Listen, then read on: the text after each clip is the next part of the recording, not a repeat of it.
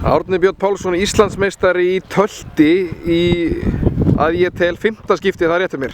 Já, rétt. Þannig að þetta orðið mikil sigur ganga í töltinu.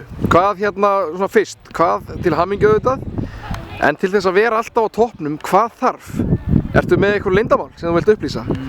Ég veit ekki hvað ég skal segja.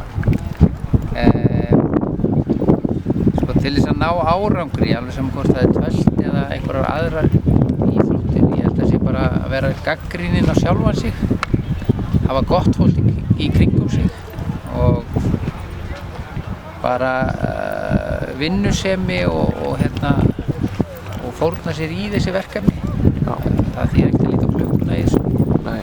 Og einhvern veginn að maður þarf náttúrulega að stefna að einhverju, maður þarf að hafa einhverja svona sín þegar maður byrjar á einhverju verkefni og vera með skýr markmið. Það var svo sem ekkert, þetta var nú óvænt að vera Íslandsmeistari í tölti núna á svona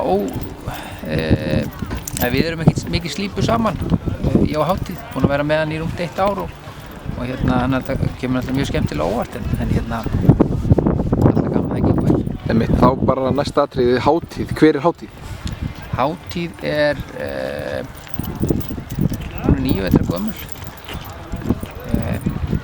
Í eigu Katrín Sían sem býr í Ameríku og hún keypti þessa hryssu veturinn 2018 og ég er búinn að taka við þjálfun á henni síðan þá, mars minnir mig, og hún er undan Þresti frá Hvammi og Óðsdóttir.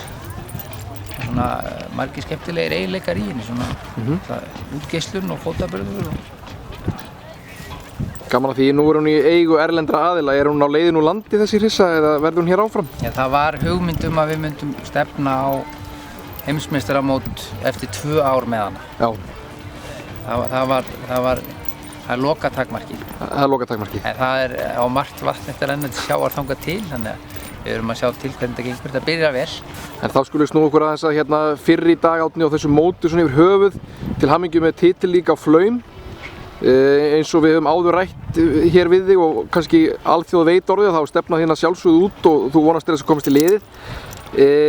Þú lítur að vera virkilega ánægður með hvernig til tókst með hann á þessu móti. Já, hann er í gríðarlega góðri þróun og alltaf að vera sterkari og svona einhvern veginn á leiðinni upp finnst mér.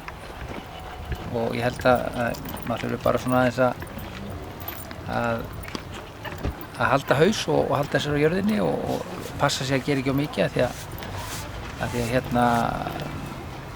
að ef að líkun lætur þá er 1 mót eftir og maður þarf að passa sig að ofþjálfa ekki. Árni Björn, til hamingju með allan árangur á mótinu til þessa. Eiðfaks ég hlakka til að fylgjast með þér áfram og gangi þér vel. Kærar þakkir.